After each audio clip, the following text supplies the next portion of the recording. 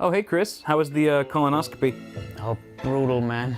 I don't know, something snapped off and it's just hurting. Yikes. Sorry about that. Hey, you know how some dogs sort of look like their owners? What if case makers shared the same traits as their cases? That's ridiculous. No, it kind of works, right? I mean, because like the Pure Base 600 is cool, right? And you're arguably cool, right? The case is super quiet, and you've always been on the soft-spoken side. Yeah. See, it's totally true. Actually, there's one more thing we have in common. What's that? Well, after the colonoscopy, I think I also support a 360mm radiator. Does that like include push-pull or? The Pure Base 600 from Be Quiet offers a tempered glass side panel, sound damping material, and a highly versatile design. Ships with a pair of powerful Pure Wings 2 fans and intentional support for 360 radiators. Click the link in the description for more info. What's cracking, people? Welcome back to the channel. Hope you're all doing well. Today we are building a full-blown system from the ground up. The objective of this build is going to be so that theoretically those of you who might be building a system of your own at home can assemble it almost in real time as you watch me build mine. And so this is really just to help those of you who are maybe new to PC building, if it's your first time, or if you just need a refresher on how to assemble this stuff. So hopefully that makes sense, and it's going to be a lengthier video because of that. It's just more of a casual and relaxed environment to teach users or new users how to build a PC. I will say that even if you're not building a Ryzen system, so I'm building an AMD Ryzen PC, even if you're building an Intel-based computer, you can still apply 95% of what I'm going to be doing today to your system. It doesn't really matter. The only real differences are the CPU installation, which is a breeze on either platform, and CPU cooler installation, which in itself can vary greatly even on the same platform depending on which manufacturer of cooler you're going with. So that being said, ladies and gentlemen, am I just building this computer just for you guys? No, of course not. This is actually going to be my cousin's gaming PC that I helped him assemble, or that I helped him pick out the parts for. I actually did a video, you can go ahead and check that out, where I sort of make a parts list, and that parts list looks drastically different from the hardware you see before me, because I went back to the drawing board several times and was like, no, that doesn't make sense. That's stupid. So I've swapped it out from, it was originally going to be an Intel system, and now it's AMD Ryzen. What do you know? It just seemed to make more sense with his budget and stuff. For those of you curious, the build we're looking at today is around $1,200 MSRP, you know, give or take $100 or so, depending on the prices, how they fluctuate all the time and stuff.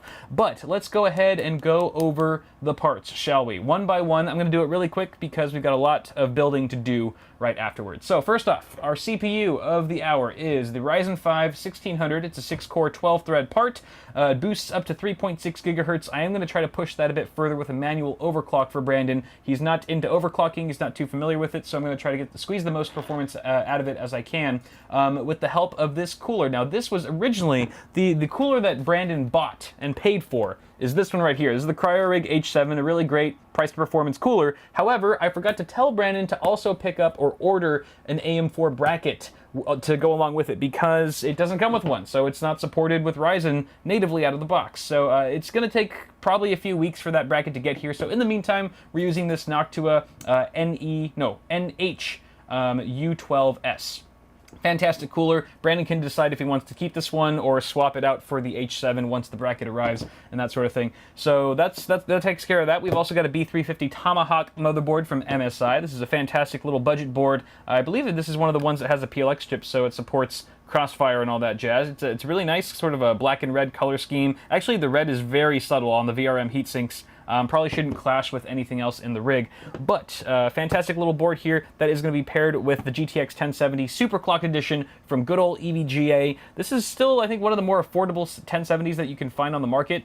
However, it's a blazing fast card, and it's certainly going to kick ass and raid some frames for today's system. The memory kit, I almost forgot about that down there. It's a the 16 gigabyte kit. Where'd you get that 18 gigabyte kit from?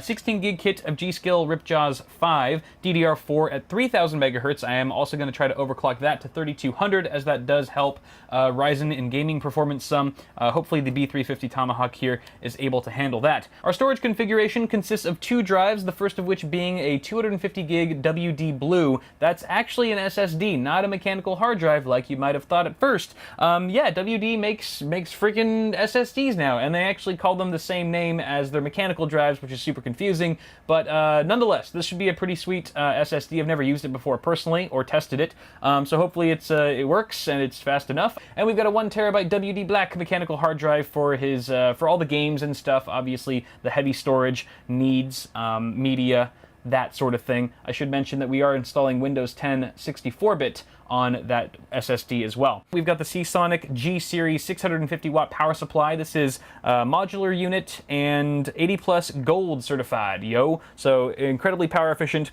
And it's also, what was I going to say? It's a Seasonic. Seasonic is a great power supply brand. They are very reputable. So hopefully this one will handle this this particular system just fine. And then finally, our case of the hour is the NZXT S340 Elite in white. I gave Brandon a couple options. He really wanted a white case, so I gave him this one along with like 3 or 4 other popular white cases. And this is the one he came out with. Was like, this is the one. This one right here. And I completely agree. I love this case myself. I've built a couple systems in it already. It's got a beautiful tempered glass side panel. It's got radiator support at the front in case he wants to upgrade the cooling solution later down the line. And it's just a really nice chassis for not too much money. And then finally, just to give ourselves a little bit of an aesthetic bump for the rig, I have included some Fantex white sleeved extension cables to make things look nice and pretty. Oh, there's one more thing. As a thank you to Brandon for letting me build his rig and film it on the channel, I am throwing in, free of charge, an NZXT Hue Plus RGB LED unit, which is probably the biggest, baddest, most awesome RGB accessory you can add to a system here in 2017. So that's going to definitely spice things up and add some bling. Definitely going to give us a bling factor for today's build. But those are all the parts, ladies and gentlemen. So I'm done rambling. I'm going to go ahead and start building. So if you guys, those of you who are building your own systems at home right now, what I'm going to suggest is that you grab your CPU, aka your desktop processor, and your main board or your motherboard, because that's generally where I like to start in a given build. So let's start there. All right, y'all. So you can see that I've taken the CPU somewhat out of its packaging. You want to make sure not to touch it unless you absolutely have to. So it's still sort of in a little box for now. But I've also removed the motherboard from its anti-static sleeve.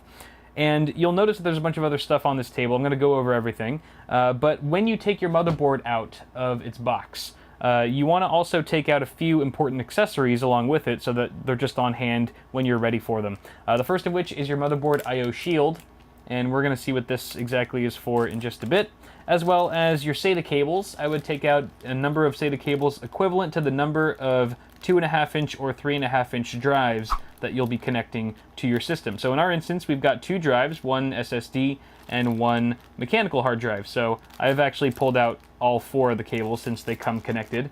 But you can take those out as well. And then your motherboard manual. So this is the Tomahawk manual.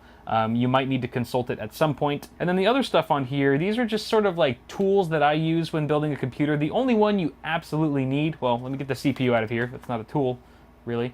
So we've got the one you really need is a screwdriver. You need a Phillips head screwdriver. This is a number 2 Phillips head screwdriver. Any sort of length will do, but I generally prefer a slightly longer one. Woohoo! Just makes it a little bit easy when screwing in screws and stuff. But magnetic tip also helps a lot. Not required, but definitely appreciated. Makes things a bit easier. And then we've also got some cable management accessories here. So zip ties. Generally, there's at least one or 2 components in your build that will come with zip ties, but they're usually very few of them, and they're not like the right length, or they're too cheap and stuff like that. So I have my own on hand. Again, this is not necessary, just kind of creates a cleaner build for the cable management part. And then I've got some Velcro ties in case I need them. And then, of course, some wire cutters to cut the zip ties and stuff. A pair of scissors also works just as fine. Don't use a knife, that could be dangerous. So those are the things that we are going to be using for this build. And on that note, we can actually install our CPU. All right, so here's a close-up look at our CPU socket.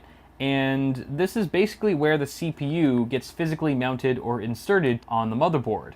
And this one in particular is the AM4 socket. AM4 is only compatible with AMD Ryzen CPUs, at least at the time of filming. So don't bother putting in a non-Ryzen AMD chip or an Intel chip, God forbid. Bad things will happen if you do. So just stick to Ryzen for AM4 and you'll be good to go. So if you are building an Intel rig right now, I would suggest going to some sort of tutorial. Maybe I'll link one. I'll put a card somewhere if I can find a good tutorial on how to do that on the Intel platform. But for ZIF sockets for Ryzen, it's really quite simple. All you do is lift up this bar here. There's a little bar that's got a little latch. You kind of got to push it to the side a little bit and then lift it up like so. And then get your CPU out. I will remind you guys not to leave any fingerprints on your CPU, particularly on the top. You don't want to touch this top heat spreader here. That's a no-no. You want to grab it from the sides. So here's the CPU, all right? You can grab the edges. Edges are fine. Also, do not touch the golden contacts, the golden pins, I should say, on the bottom. All right, that's a no-no as well. That's very important. You want to keep that as clean as possible. The way you want to do this now is you want to take note of the golden triangle. There's a golden triangle on one of the corners of the CPU. And you want to match that with the small, tiny-ass triangle in the corner of the socket. You can see there's a tiny little corner, or I'm sorry, yeah, a little arrow right in the corner there. That's going to match up with the gold arrow on your CPU. So the way you want to do this is grab it with one hand, one finger on each side. I use my thumb and my index, and you just go straight down into the socket. You'll notice that the pins, you have pins on the bottom and you have pin holes in the socket. So obviously you're going to be slotting all those pins into all those holes, and it should just drop down. It should feel snug. It should feel like it's in there. And you can give it a little wiggle to make sure that it's fully down. Looks good. And then you take the lever and you just push it back to where it was. There will be a little bit of pressure. Don't let it scare you though. And once the lever locks back into place, voila, you've just installed a CPU. Now some CPUs, including the one that we're using today, come included with a stock cooler. And this one in particular comes with the AMD Wraith Spire, which is a fantastic stock cooler, but we're using something a little bit better. We're using that Noctua cooler that I mentioned earlier at the beginning of the video, so we actually don't need these mounting bars. These mounting bars on either side of the socket, those are for the stock cooler, but we don't need those. We want to make way for the Noctua cooler bracket, so we're going to actually remove these by unscrewing each of the screws. There's 2 screws on either side, and upon removing them, the mounting bracket should pop off just like that. Do the same thing for the other side. So we are going to want to keep the AM4 backplate in place because that's how we're going to mount our third-party air cooler here. And this is where things get a little tricky because there's no standard method for installing CPU coolers. It all sort of differs based on the manufacturer. This Noctua cooler installation will be vastly different than an NZXT cooler versus a Thermaltake cooler versus a Phanteks cooler, a Corsair cooler, and so forth. So this is really the only part in the build where I'm going to have to leave you guys on your own, I promise. So at this point, I want you to consult the manual that came with your air cooler or liquid cooler and follow it to a T. Follow the instructions there and you should be good to go. Make sure that you're also following the instructions in that manual that pertain to your particular socket. So again, we're running a AM4 right here. If you're using LGA 1155 with Intel or LGA 2011, then you want to make sure that you're reading the right instructions for that socket. But before I let you go and off to your own installation with the cooler, I will teach you how to apply thermal paste. And it's fairly simple. Thermal paste is basically a thermal interface material that basically is a heat conductor between the heat spreader of the CPU and the base plate of your cooler. It basically allows for heat transfer between your CPU and the cooler so that you get better absorption, better dissipation, and superior thermals. If you don't use thermal paste, you're going to have a bad day. You always, always, always want to use a proper application of thermal paste. So what you want to do, I have a little plunger here. Yours probably looks a little similar. I like to do the grain of rice method. So straight in the middle, it's just how it sounds. You want a grain of rice size of thermal paste. You can go a little bit bigger. I would say grain of rice works for LGA 1151, for example, and similar, because it's a smaller chip and you don't really need that much. Ryzen's slightly bigger of a heat spreader, so we're gonna do the green pea method the green pea method is slightly bigger than the grain of rice. Bada bing, bada boom. Beautiful. All right, and ideally the theory here is that once you push this thing down, once you smack it down on the CPU, it's just going to spread it across the entire heat spreader. And so you'll actually get much fuller coverage than what it looks like right now. So on that note, why don't you go ahead and install your CPU cooler while I install mine, and we'll meet back afterwards. Sound good? All right, go for it. Good luck. I believe in you.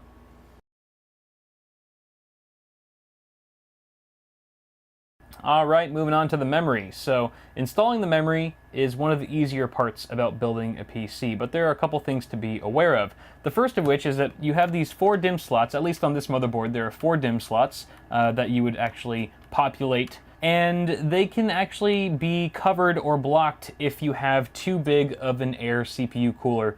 Now this one is fairly slim, so we're not running into any clearance issues, but you might have one that's too large and kind of encroaching on these leftmost DIMM slots, and that could be an issue. Hopefully, if yours is only encroached because there's a fan on the side, you should be able to pop the fan off, and it'll give you more open access to those DIMM slots, and then you can go ahead and install your memory modules.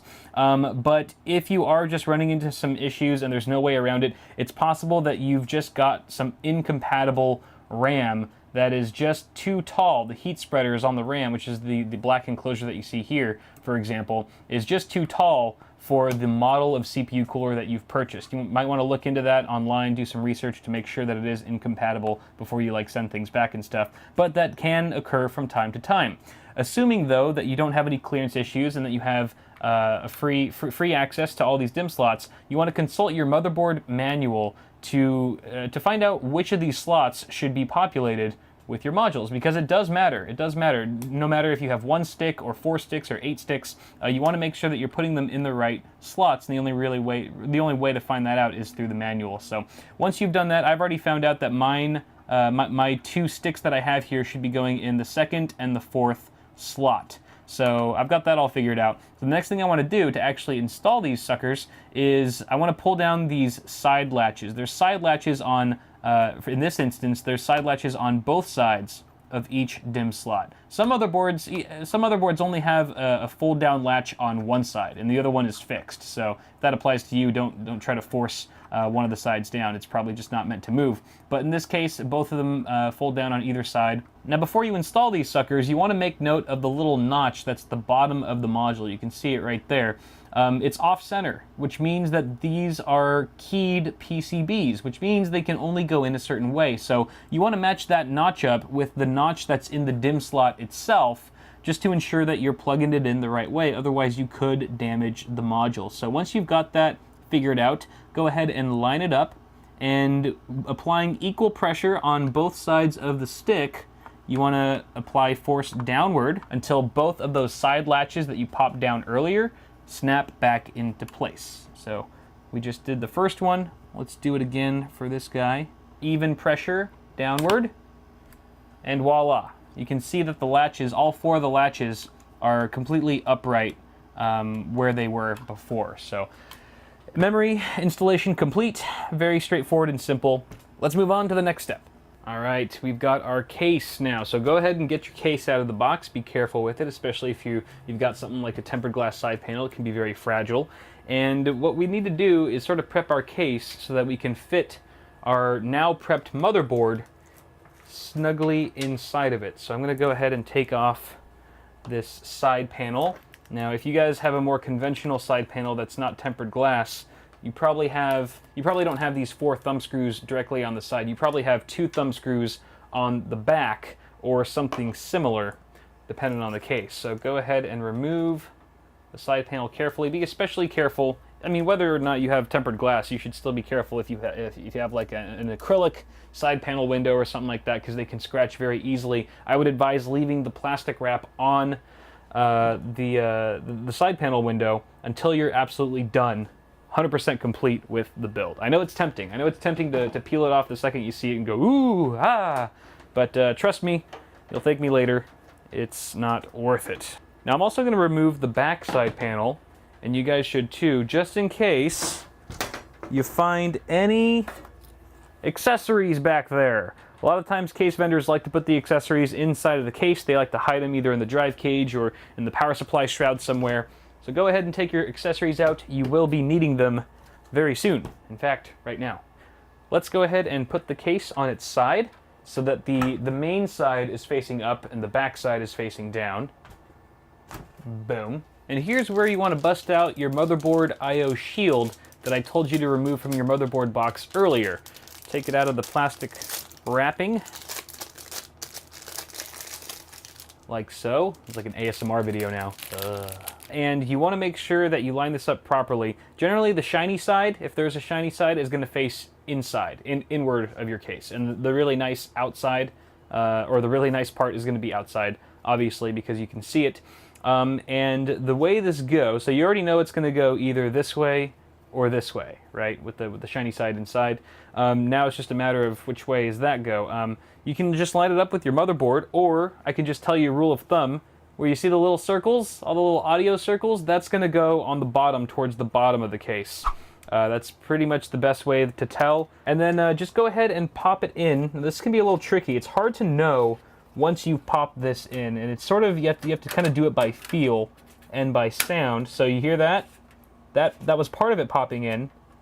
And you want to just double check. You have to look really closely to make sure that the entire perimeter of your I/O shield is flush. So you just want to double check, push it firmly around the edges, make sure it's all good in there.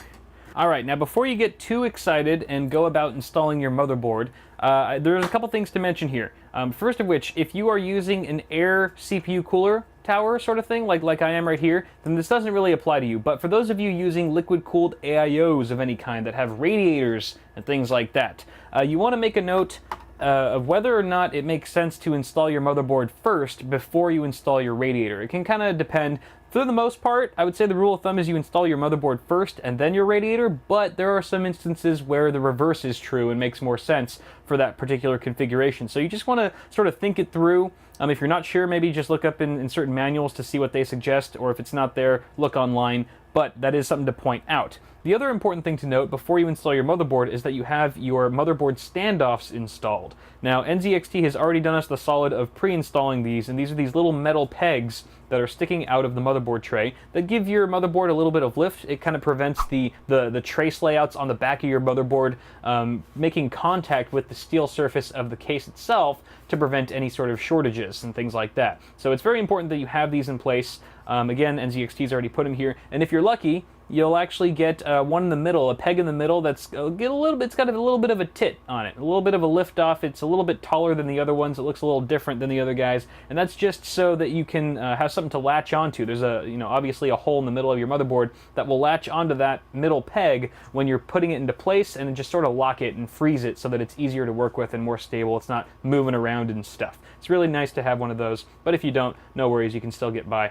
Now, the other thing to be aware of is that not all standoffs should be in the same place for every situation. For example, these are in the ATX configuration for ATX motherboards, which I in fact have right now. So that's good. So I don't need to change anything here. But let's say you were building for some reason with a micro ATX motherboard and you needed to rearrange the standoffs to accommodate that particular form factor.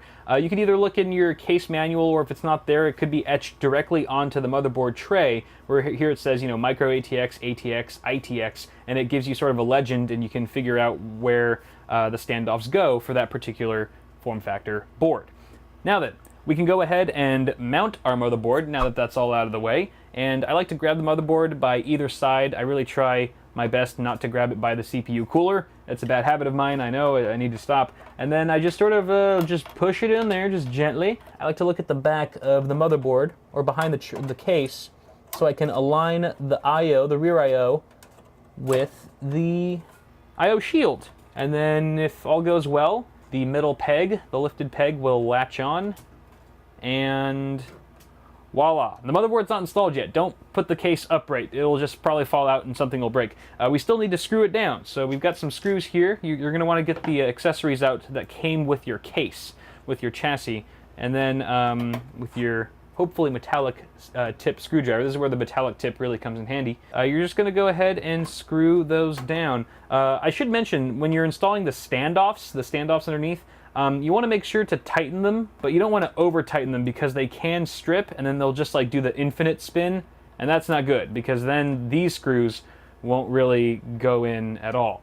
And then likewise, when you're screwing in these screws, you want to make them snug, but not too snug. Again, because you could strip them, and if you over tighten them, then removing them, when you remove them, you might actually pull out a standoff, or the standoff might come along with it, and that can be a pain sometimes to work around that. So you can expect with a standard ATX motherboard that you have to input about 8 or 9 of these screws. We only have to do 8 because the middle standoff is a raised one, but if yours is not raised and it looks like all the other ones, then you will have to put a 9th screw right there. And voila, now we can say our motherboard is properly installed. We can put the case up if we wanted to, which we're going to actually need to do now to install the power supply. Alright, so I've got my power supply here, and sure enough, it is partially modular, which means you have some of the essentials that are just hardwired into the power supply, and the accessories, or the peripheral cables, if you will, are separate. So you could plug these in as you see fit, depending on what devices you want connected, which is really nice. Helps clean up cable management a bit, because you're only connecting the cables that you need, instead of everything and trying to find a place for the ones that you aren't using. So I've kind of already figured out which ones I need. The ones that are connected are the standard essentials that most people will be using anyway, which is your 24-pin ATX. This goes to your motherboard directly, as does the 8-pin EPS. This is the CPU connector. And then we've also got one for PCI Express. This is for your video card. We've actually got 2 8-pin connectors. These are 6+2 pin design. You can see that they kind of split off, and this is going to be plenty for our video card, so we don't need to add additional PCIe cables to this guy. What we do need are our peripheral cables. So we need some SATA cables here, both for our 2 drives. We do have an SSD and a mechanical hard drive that are SATA.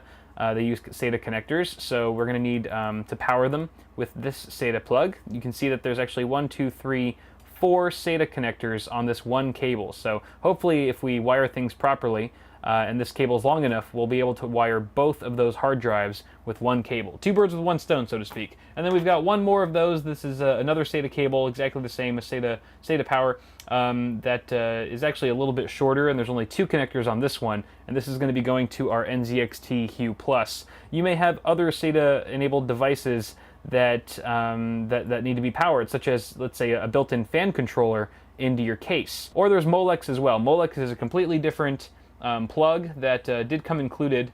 We do have some Molex cables included with this power supply, but we don't have any Molex devices that are in this system, so we don't need to use those. The other thing is, with the matter of which way do you want to install the power supply, I generally say face down, especially with cases now having ventilation slots at the bottom with dust filters, as this one does.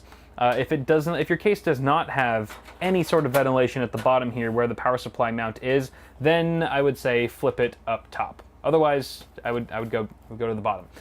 Now, this is a bit of a unique layout. Actually, there's plenty of cases that do this, but the S340 Elite actually has this bracket on the back with removable thumb screws, which you still, for some reason, need a screwdriver to remove. That's silly. And this is what you want to attach to the power supply first before you install it.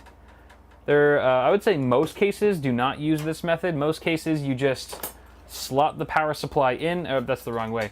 You would just put the power supply in, and then you would just directly screw in 4 screws into the existing holes. But this is a little bit different. NZXT is getting all clever with it, so I'm going to get my power supply screws that came included with the case. I think you might also get some screws that come with your power supply, but more often than not, they're going to come with your case. So we're just going to mount this guy on here. Alrighty. Okay, now then, before we install the power supply, I'm going to connect all the cables that I need right now, because it's a lot easier that way to connect them outside of the case than it is to try to finagle them inside once the power supply is already installed. First SATA cable, and you want to make sure that you're plugging it in. It's all labeled, so it says PCIe, that's for our graphics cards, the CPU, obviously, and then peripheral IDE/SATA, which is what we want. That's the one we want right there. So you can just pop that sucker in and do the same thing for our other one. Boom. Okie dokie.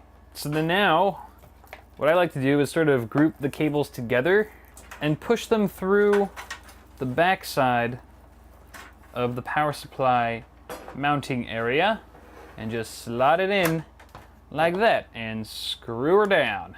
Now some cases will have you mount the power supply from behind the motherboard tray this way. I'll just have you slot it in from this side as opposed to behind the case. But every case is a little bit different, so again, check your motherboard, or I'm sorry, your case manual for details.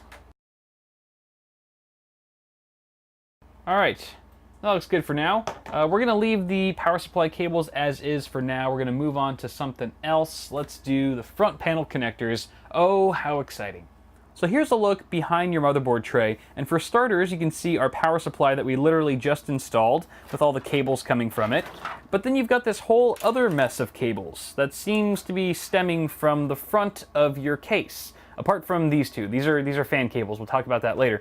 And these are your front panel connectors coming from the front. Everything that's at the front of your case, including the power button, reset button, power and hard drive LEDs, USB ports, audio jacks, etc., that all needs to get wired to your motherboard one way or another, and that's what these cables are for. So each one represents a different thing. You've got your USB 3.0, which is the big blue one, USB 2.0, which is labeled, and these really tiny ones, these are really tiny ones and make up your hard drive and power LEDs, your reset button, power button, etc. And then you've got special things that pertain to only some cases, like your HDMI port here, if you're into VR, and an HD audio for your 3.5 millimeter headphone and microphone jacks. So yeah, we've got these to plug in. We're gonna have to flip the case around so that we can start wiring these guys correctly to their appropriate headers. All right, so we're on the other side of the case now. You can see I've already routed all of my front panel connectors through the various cutouts in the case. Now I did this strategically. I didn't just pick any old cutout and stick a cable through. I actually routed each cable through the cutout closest to its appropriate header, which is why the HD audio connector, or the HD audio plug, is right next to the HD audio connector on the motherboard. The USB 3.0 connector is right next to the USB 3 header on the motherboard, and so forth. So that makes it really easy for plugging and chugging, plugging things in. I'm just gonna go ahead and start with the USB 3.0. Now the USB 3.0, in fact, all of these, except for the really tiny cables, the really tiny connectors, are keyed. So you want to make sure that you're plugging it in the right way, or you're going to have a bad day, break some pins. I have broken many a USB 3.0 pin before, so I am a little nervous right now. There we go. USB 3 is secured. Moving on to the little guys. We'll move on to the little guys. The little guys, so we've got power LED, and hard drive LED. The common one that's missing here that the S340 Elite does not have is the reset button, but that's okay. We're gonna locate it on the motherboard. It's right here. For this particular board, you're gonna have to look it up in your motherboard manual. Each board's different as to where these little guys go. Actually, sometimes it's printed. Oftentimes it'll be printed somewhere on the motherboard telling you where the pins go, and in this case we do see that. Power switch is plus and minus that way. If you're not sure which way is plus or minus on the switches, I believe it's you'll see a little arrow indicating plus, the positive. Side with the no arrow is the ground, and then we've got the hard drive LED, which is right there on the bottom. Underneath, this could be a pain. There we go. All right, little bastards are all plugged in. We can move on to our USB 2.0, which is right next door. This is also keyed, as I mentioned. And if one of these pins snaps off on any of these headers, you're pretty screwed. Oh, also, by the way, for the USB 3.0, I should have mentioned this earlier, I'm sorry. If your motherboard has 2 of those ports, it looks like you could plug it in either or. See how this one also has a USB 3 port down there? They are effectively identical, so it really doesn't matter which one you plug it into, just whichever one is more convenient or what have you. And then this is the HD audio. There she blows. There she blows. Front panel connectors are installed, ladies and gentlemen. Let's go ahead and do the fans next. I like to start with the little wires first, and then we can work our way up to the big kahunas, like our 24-pin ATX and PCIe after we install the video card and stuff. So, fans. All right. Fans, actually, we don't even have to cut right here. You'll notice that there are no fans at the front of the case, which is kind of odd, and that's by design because NZXT is expecting the user to install an AIO at the front of the case, which comes already with fans. So, since we're not using an AIO, we're using a air cooler, not a liquid cooler, we are going to install 2 additional fans for my cousin. So I've got actually 2 NZXT fans. These are from my my other NZXT case. These are 120 millimeters. They're exactly identical as the existing fans in the case. So we're going to install them at the front as intakes. And to do that, we first have to pop off the front panel of this case. You just pull it like that. Not every case will have the front panel pop off so easily. Some of them have latches that need to be undone and so forth. So let's just install these guys. There's a little cable cut out here. Can you guys even see what I'm doing? Yeah, you can. Where my fan screws at. All right, we've got direct airflow now going straight to the CPU cooler and soon to be the video card, which we're going to pop right there. And now we shall route all of the fan cables to the various fan headers on the motherboard. We should first locate where those headers are. There's one here, there's one here, and we got 2 up here. And then the 5th one is actually being populated already by the CPU cooler here, this fan.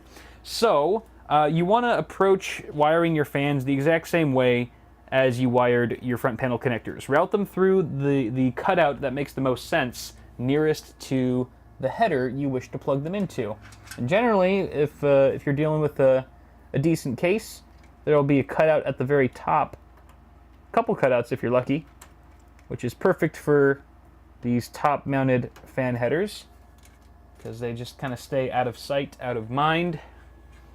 And this bottom one here, I think I'm going to connect the back fan because it seems the closest. Sorry, I know you guys can't see anything because my fat fingers are in the way. There's really no other way to do this though. Okie dokie. Fans are plugged in. Next up, we are installing our hard drive. And this is a 3.5-inch drive, of course. We are going to install it in the only 3.5-inch drive cage in this case. And every case is a little bit different where the mounting points exactly are. Go ahead and consult your case manual for those specifications, and then once you know what you're doing, you can just pop in the drive, or there's different mounting solutions. Some of them have little like wing brackets that fold out the sides. Other ones you just screw them in like this. Heck yeah, going old school. You'll notice that there are 3 threads on either side of a 3.5-inch mechanical drive for the most part.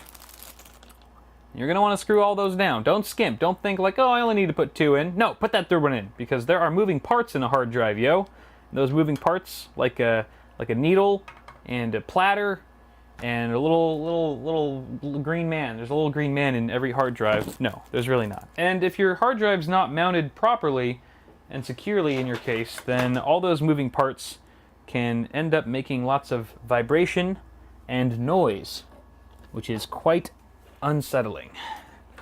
So make sure you do your job and screw them all in. Now, this is a unfortunate design. I should have thought to plug or screw this in earlier. There's only one screw hole here on this side. The case only gives you one screw hole. So I'm screwing it in with my hand, which is not good. I'm going to get a smaller screwdriver. I have a little screwdriver head here. That's really the only thing that I could fit inside of this tight space. Woohoo! Is just the tip. Woohoo!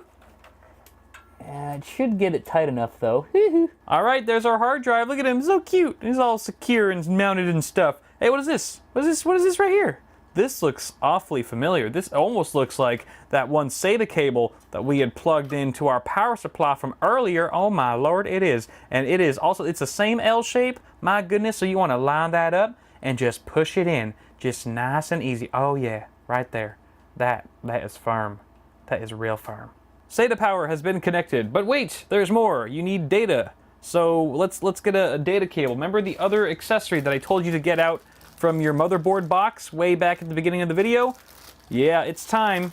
It's time to whip one of those out, if you know what I mean. So we're gonna get one of these. Now these have two different connectors, or two different ends. You could get flat. You can get flat on both sides, or you can get one flat and one right angle. It just depends on what the manufacturer has given you. Usually they give you two of each. And generally, if you're using the right angle, I like to save that for the drive itself, as long as it makes sense to do so. So that looks pretty good. And then the other end just goes into one of the SATA ports that's on your motherboard. I'll cut to a B-roll shot of that. Now a couple quick things to note about the SATA data cable before we move on. First of which is that you will hear an audible click once you've inserted it far enough into the port, letting you know that you've established a secure connection. You can even tug on it, it won't budge unless you push down on the metal latch, only then will it release. The other thing is, how do you know which of these ports to plug into? I mean, they all look the same, but if you consult your motherboard manual, it will tell you which of these ports are wired to the native chipset on board, this one being B350, and which ports are wired or controlled by a third-party add-on controller. Add-on controller is good to have, but it shouldn't be your first choice. You should always opt for the native chipset on your motherboard. In this case, all four of these ports are natively controlled by B350, so it doesn't really matter which ones we go with. But if you were to connect, let's say, an SSD, in particular, it doesn't really matter for hard drives too much, but I'd still recommend native chipset anyway. If for sure an SSD, you want to be sure that it's plugged into ports controlled by the native chipset. Otherwise, you could incur a bit of a slowdown in certain situations. So just to be safe, native chipset, check the motherboard manual. Good. Okay, you know what? While we're here, why don't we just stick in another one, so she said, for our SSD that we're about to install, yo. Sounds pretty good to me. All right, I don't like the way that looks. I'm gonna do it flat, like the other one. It will be creeping up behind him. All right, here we go. Beautiful. Okay, now we gotta install our SSD. All right, so as I've been saying throughout this video, every case is a little bit different, and that means you don't know. I don't know where you're gonna be mounting your SSD to. I don't know if it's gonna be above a power supply shroud like this one, if it's gonna be behind the motherboard tray, maybe in a drive cage somewhere at the front. You just don't know with SSDs these days. They're just so darn small, they can fit pretty much anywhere. So case manufacturers have come up with so many clever options for mounting them in different places. But consult, once again, your case manual to find out where you should place your SSD. Oftentimes they give you more than one choice as to where you want to mount it. I would mount it in the best place. That would be my recommendation. And there are 4 threads at the bottom of every SSD. There's also threads on either side of the SSD, so depending on the case maker, that will determine where you're screwing things in. In this case, obviously, we're doing it from the bottom. I like it better on bottom, personally. Oh, by the way, I took the sticker off the SSD already because it was hideous. Oh, you know what? This is an important lesson. Before you mount your SSD, you might want to think about plugging it in first with your SATA and data cables, if it makes sense. Again, use it as a case-by-case sort of suggestion, but in this particular situation, it does make sense to connect the cables first before mounting it down, because the port is hard to get to once the drive is mounted flat against the chassis. So I've got one cable for you here. There's the data. And now we give it power.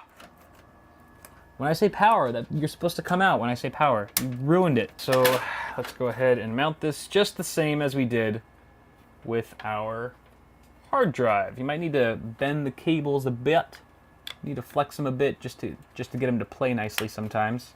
Look at my forearm. Ugh, working that out. Yeah, I've been screwing a lot lately.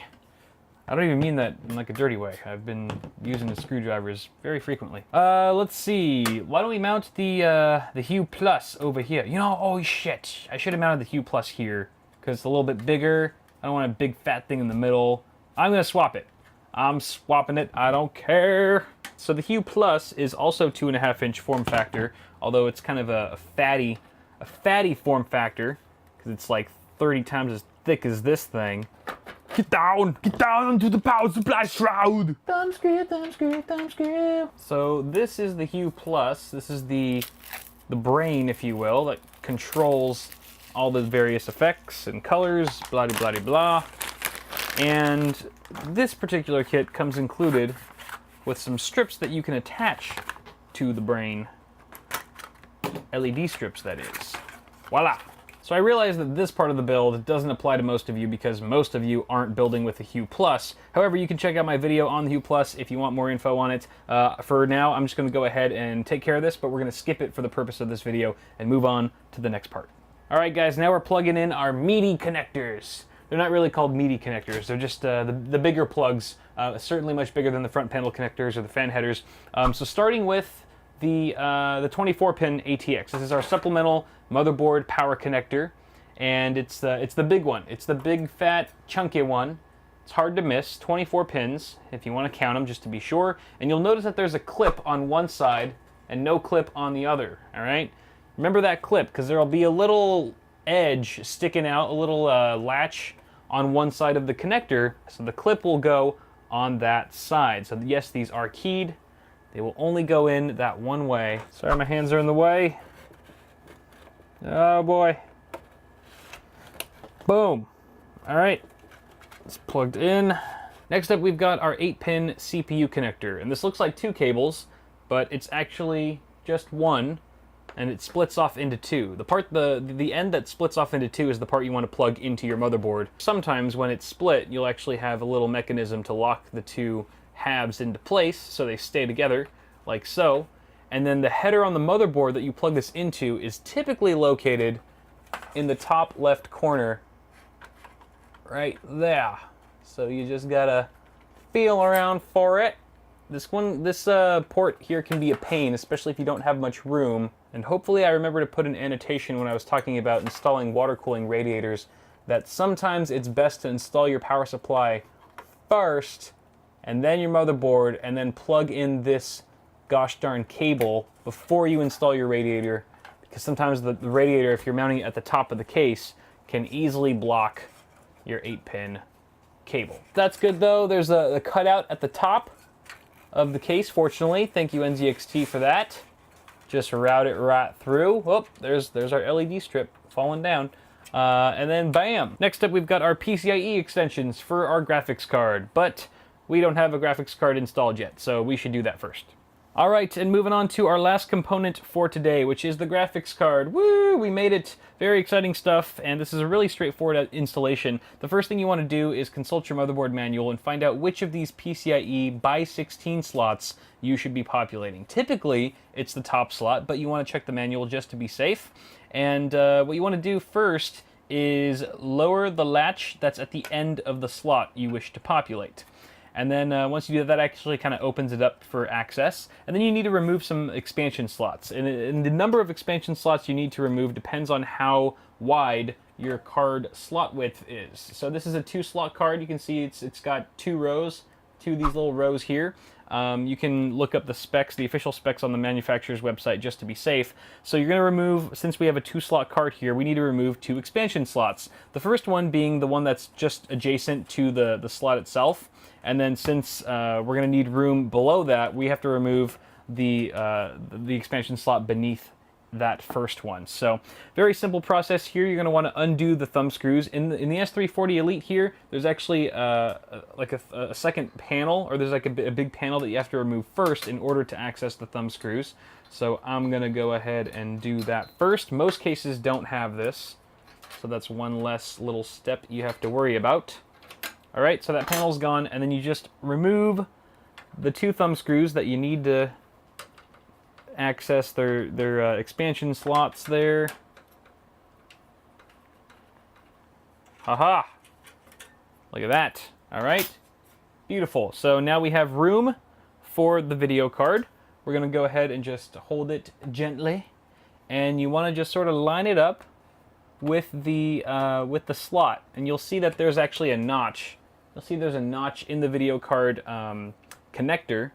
And that should line up with a notch in the motherboard slot. And very much like your memory, you'll hear a nice click. A very satisfying and noticeable click. And then you just go ahead and screw the thumb screws back in. You want to make sure that they're fairly tight. You don't want to over tighten, but make them snug. Mount this plate back on. And finally, you want to connect your PCIe connector. Very, very similar in how we connected our 8-pin EPS CPU connector and our 24-pin. It is keyed. There's a clip on one side and also a latch on one side of the connector of the video card itself. You want to line those up. And if you're rocking a similar plug like this where it's a 6+2 design, then you want to make sure that those are sort of connected. There's a little bit of a ledge at the bottom, at the base of the plug itself, and you want to make sure that that is flush before you plug it in. If you do it all correctly, it'll go in like so. And then you want to route this obviously through the best possible grommet. You could route it through this right here, this sort of sidebar, at least for the S340, or it could go down below into the basement, but I kind of like it behind. It just makes it a little bit more discreet. It's all a matter of preference on how you like the look. Okay, and then obviously you always want to make sure that all the plastic wrap that comes on your fresh products is removed before operation. You don't want any of this stuff getting too hot. These computer parts can get really toasty. You don't want melted plastic in your rig. All right, I think that's good. I think we're good. I think on that note, we just got to take care of some cable management, which is on the back side, and we will be completely done with my cousin's PC. And hopefully you'll be done with yours too. So where do you even begin with something like this? This is pretty intimidating if it's your first time or you're not too familiar with how to do this, but it really is quite straightforward. And honestly, guys, I've done, this is sort of an old video, but I have a in-depth video on cable management. So you can go check that out for even more detail than I'm going to give here. This is going to be more high level. But essentially, you have to see at first what you have to work with in your case. So this one in particular has a huge basement. There's just like this huge enclosure that goes over the power supply and the drive cage, and you could just stash a bunch of cables down here and it wouldn't be visible on the other side whatsoever, which is your beauty side. You want that side to look nice. This side, more or less, it doesn't matter as much. It's kind of a personal preference thing. But for me, since I have this nice basement to work with, I am going to be taking advantage of that and stuffing a lot of cables in there, being a little bit lazy, but hey, if it's there for a reason, I'm going to use it. Now, for those of you who don't have a nice big basement to stash a bunch of cables in, you probably just have to do it the old school way and sort of tie down. You have to group together cables. All right, you have to find out what makes sense when you bunch them up. All right, which cables can be bunched together, and using zip ties in tandem with the tie down points that are around your motherboard tray, should you have them, is always a good idea. That keeps the cables really flat and up close against the motherboard tray so that you can fit your side panel on once you're all done. The other thing that this case has that not many do are these little cable clasps. This is not actually very common on most cases these days, but it is very handy. I'm going to be using these as well to aid in my cable quest. You obviously want to make sure to connect your extensions, all the extensions that you've used, to their appropriate cables coming from the power supply, otherwise your components won't work. So fortunately, thanks to NZXT's brilliant cable clasps here, I don't really need to use many zip ties at all, but I will use it for our 8-pin CPU connector here, since it's sort of off in right field. Once you're done with your zip tie, you can go ahead and snip it off with your wire cutters or scissors, whichever one. And we didn't even have to use any Velcro straps because just the cable management in this case is super boss. But there you guys have it. There's cable management, pretty much done. Again, like 90% of this was just shoving stuff into the basement. but hey, it works, and it's not too difficult to redo or rewire things or service it in there if we absolutely need to. But hey, holy crap, our build is done. That's a horrible angle. Let me go ahead and change things up for you so you can see what it looks like all powered on. Alright guys, so I discovered the audio clip for this outro was actually corrupted after I sent the rig home with my cousin, so I gotta do this lame voiceover while you watch me turn the system on for the first time, but technical catastrophes aside, the build was a success. The rig posted just fine and seems to be in healthy working condition, so hopefully those of you building at home find yourselves in the same boat, and you're now ready for Windows installation or whatever operating system you choose to go with. I'm sorry if this video didn't have the same amount of polish as some of my other content, because it was just really long and kind of difficult to edit, but I hope it helped you along with your own build and leaves you with a new sense of confidence and appreciation when assembling a PC. So if you enjoyed the video, don't forget to toss me a like on it before you go, and feel free to subscribe to the channel for more tech stuff on the way. Have a good one, guys. Thanks so much for watching, and I'll see y'all in the next one.